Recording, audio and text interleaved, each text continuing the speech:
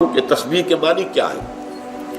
تسبیح کہتے ہیں کسی شے کو، کسی ہستی کو اس کے مقام بلند پر برقرار رکھنا، کوئی عیب نہ ہو، کوئی اس کے اندر تقصیر نہیں ہے، کوئی اس کے اندر کمی نہیں ہے، کوئی ضعف نہیں ہے، کوئی احتیاج نہیں ہے، یہ ہے اس ہستی کی تسبیح۔ اب یہ تسبیح جو ہے ہم کرتے ہیں سبحان اللہ سبحان اللہ سبحان اللہ، یہ تسبیح ہے، ہماری قولی ہے۔ سبحان اللہ العظیم، سبحان ربی العالی، یہ ہم اپنے رکوع میں سبحان ربی العظیم سبحان ربی العالی یہ ہم نے رکوع اور سجود کے اندر پڑھتے ہیں۔ تو یہ تو زبانی تسبیح باللسان ہو گئی۔ سبح یسبح کے معنی تیرنا، تیرنے کے معنی کیا ہے؟ جو پانی کی سطح پر برقرار رہے، نیچے ڈوب نہ جائے۔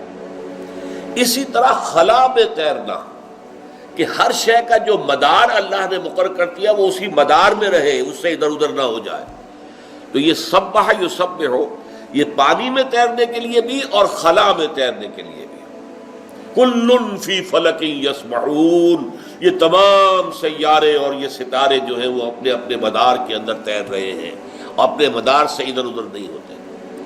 اور کسی کو سبح یسبح تیرانا، برقرار رکھنا، اس کی اونچائی، اس کے مقام عظیم جو ہے اس پر اسے فائز رکھنا، اس کے ساتھ کسی کمزوری کو، کسی احتیاج کو، کسی ضعف کو، کسی نقص کو، کسی عیب کو کسی درجے میں بھی منسوب نہ کرنا۔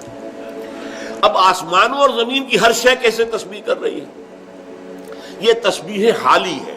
جیسے ہم کہتے ہیں مصور کی تصویر دیکھ کر بھئی بڑا باکمال مصور ہے، حالانکہ آپ نے دیکھی تو تصویر ہے۔ تصویر زبان حال سے اپنے مصور کے کمال فن کی گواہی دے رہی ہے۔ گویا کہ یہ پوری کائنات اپنے صانع، اپنے خالق، اپنے مالک، اپنے مصور، یہ الفاظ آپ کو معلوم ہے، هو اللہ الخالق البارئ المصور، وہ مصور بھی تو ہے۔ یہ نقشہ کشی کس نے کی ہے؟